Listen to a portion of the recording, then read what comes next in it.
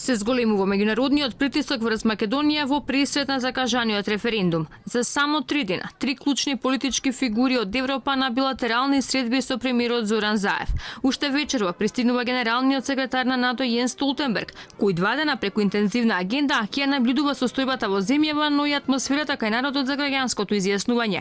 Но не само Столтенберг, до крајот на неделава и австрискиот канцелар Себастијан Курц, но и германската канцеларка Ангела Меркел на средби во владата.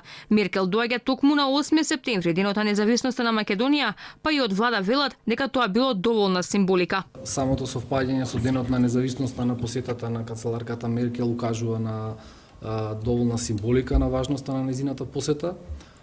Тоа што можам да го кажам во моментов е дека агендата за посетата на германската канцеларка допрва се утврдува и ќе ви биде доставена дополнително. За сега не се открива агендата за посетите на Меркел и Курц, но се поизвестно е дека целта е да се направи стратегија за референдумот, но и како да се убедат граѓаните дека тоа носи бенефит. Сепак Столтенберг и на неодамнешната посета јасно кажа дека откако договорот ќе биде целосно имплементиран, може да станеме дел од НАТО, па апелираше шансата да не била испуштена. Дали токму овие меѓународни тешкаши се ветерот во грбот на Заев за референдумот, па тој толку самоуверено настапува дека ќе го обезбеди цензусот и референдумот ќе успе.